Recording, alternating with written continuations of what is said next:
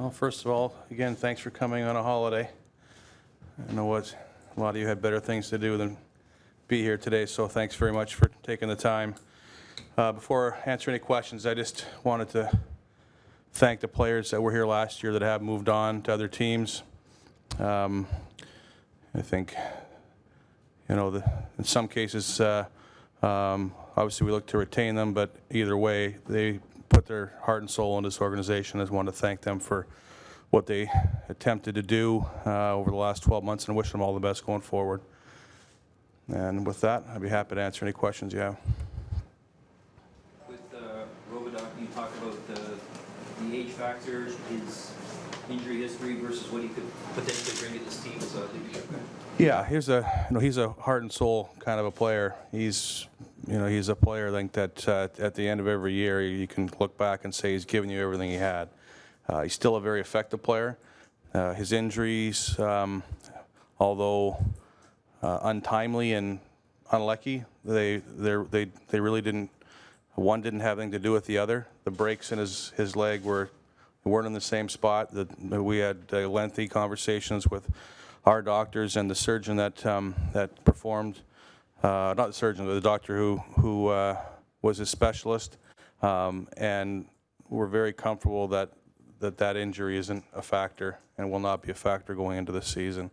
Yeah, he's not 27, but he's also, like I said, very effective. If you look at how he played down the stretch, how he played in Anaheim prior to his injury, he was probably as good as he's been the last 5 or 6 years. And you know, we want him to come in here, a right shot that we're looking for. Last year we went through the year with one right shot through most of it. You know, and now if you put Granberg into the mix, we have 4, which is something we haven't had for a long period of time. So yeah, his leadership, the way he plays the game, the fact he can be a second power play unit guy at this stage of his career, the compete, the character, all those things that we were looking to add, we were pretty happy that we were the team that he ended up with.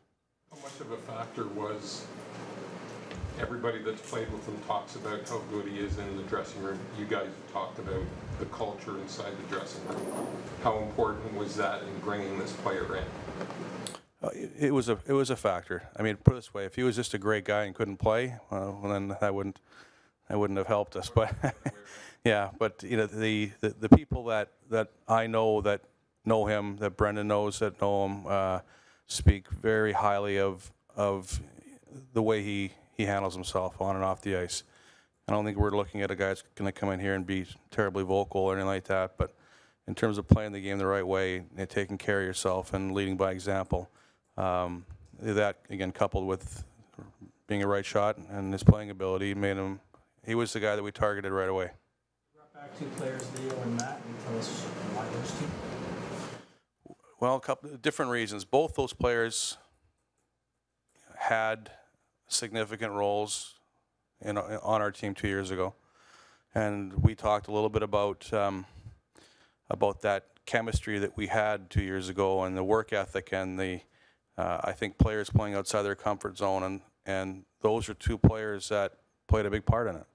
You know, I think Matt had a difficult year for different reasons. He's not a guy who's past his prime at all. He takes care of himself as well. He's got great foot speed.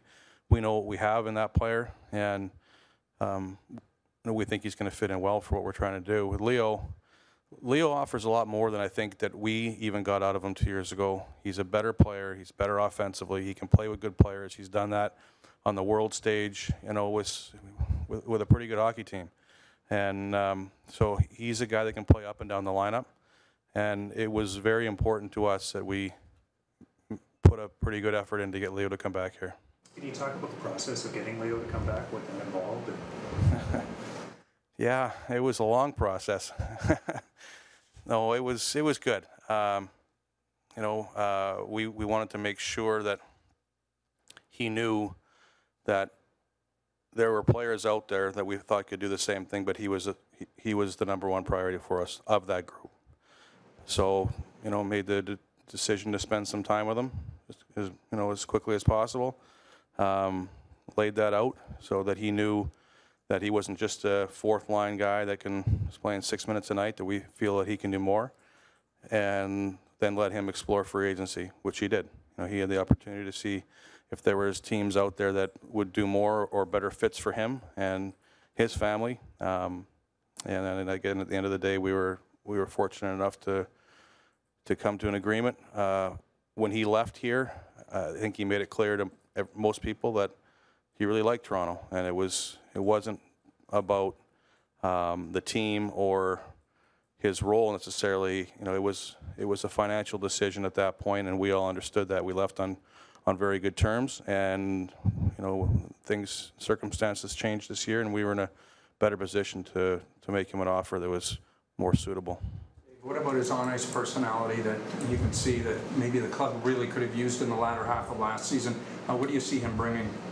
Well, he's a very competitive guy. I mean, like, he's going to give you whatever he has. He's again, a guy who can play up and down the lineup. I don't see him as a guy that's just a 6 minute a night, you know, banger. He has ability. He has compete. He gets under people's skin by the way he plays, not because he's a chirper or anything like that, but he finishes every single check. And sometimes I think people don't really enjoy the way he does that. But for us, he brought that element. He brought some character to our group. He was very well liked by his teammates. All the things that that you look for in a player, I think he ticked a lot of boxes. Are you trying to address the character and leadership in the room? Well, I think part of it is about, it's always about character. Your room can handle players that have maybe questionable character if it's strong enough. You know, if you have enough players that can override that.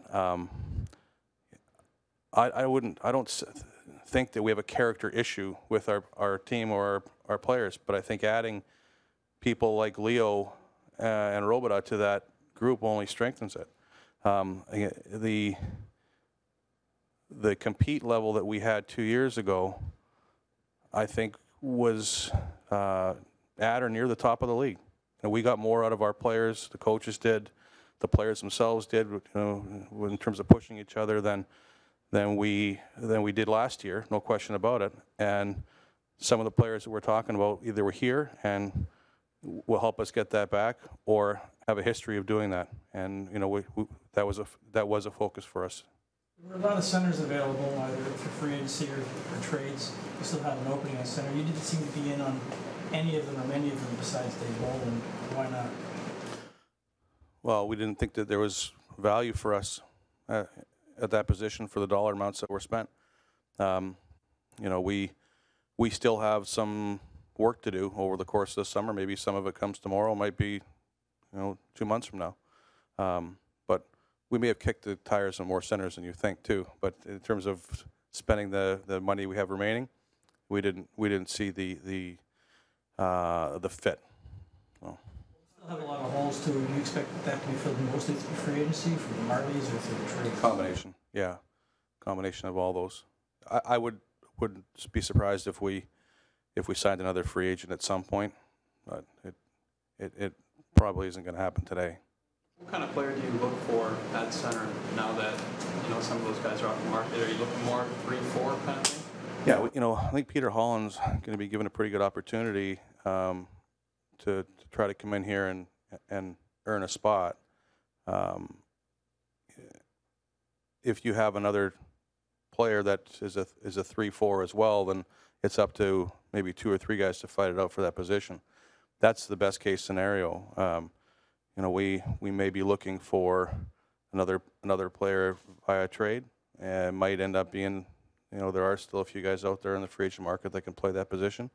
If the term and dollar figure reflect the value that we place on those players, then we'll sign them. And if not, then we'll wait and look to add that player a different way. Dave, how much frustration was there in that 2 guys that you pursued? One was Boland. I know Brendan had talked to him. He ends up going to Florida. Another guy is you work at for Josh Georges, who doesn't want to come here and ends up through trade going to the team that finished last in the league last year. Is that frustrating to you in any way? No. Listen, the players, in Dave's case, he earned the right to sign a contract with whoever he liked. We feel our offer was very fair, very strong, and reflected his value to us. It can't be looked at as a slight by anybody, and he chose to go somewhere else. That's his right, and he'll be a good player for them. Dale knows him well, and that the only way for us to prevent that from happening was to spend more than we felt was appropriate, and I don't think that's something we wanted to get into. With George's, again, he has a contractual right to say no as well. He had a no trade clause, and he didn't feel it was a right fit for him, and that's when players get to that point and they have that right, then you can't begrudge them for making their decisions based upon that. Can you address the James Reimer situation with regards to the report that he asked for? Well, all I'll say is the same thing I've said all along, that if there's a deal there that makes sense for us, then we would look to do it. If not, then James is a good goalie. He's not far removed from having some spectacular numbers. Did he struggle at times last year? He did. He also was very good at times. And if there's not a deal there that makes sense, then James would be back in Toronto. And I don't think anyone should feel bad about that. I don't. If he's back here, he's a good person. He's well liked by his teammates, and I think he's a quality goaltender. So it'll work out one way or the other. Work out with the coach, though. That seems to be the. I don't see where this coach thing comes up with all these players, because I don't know what the coach did wrong with James Reimer, except for one time say, I thought he was okay tonight. Most other cities, that's not a big deal, but here it's huge. And James was very good for a large part of the season. He didn't have a completely horrendous season. He had stretches where he wasn't as good as the year before, and he had stretches where he was excellent. He's a quality goaltender. So for that reason, we're not in a position just to let a guy who could end up being a starter somewhere else just walk out the door. Would you look Two more before breaking on. Would you look at moving Dion to the left with all the right shots, or right Yes. Dion that you have? Yeah, definite possibility. The pieces that you've added now, do you see a foundation for a team that can make the playoffs and then move deep into the playoffs? Or? Let's go with step one. I think that's we're July 1st. We're trying to put together a group that has a chance to compete for the playoffs. I don't think any differently than I did last year, in that a large part of our team heading into summer last year was a team that had just finished making the playoffs, still one of the youngest groups in the league, and has a lot more growing to do if we're going to be a long-term success. I feel the same way. We have a team that is in that mix with those teams that have made the playoffs. I think we're right there with them. Maybe we're better than some, maybe behind others. That's for the season to play out. That's the reason you play the games. But we don't necessarily think that we have our team picked right now. We've got 15+ million in cap space. Some of that will be taken up by our group twos, but that's still going to leave us with considerable amount of room to make a deal or to add a player that another team is trying to move. It's a different position than we were in a year ago with the cap coming down. The assistant coaches, anything? We're moving along in that process. Yeah.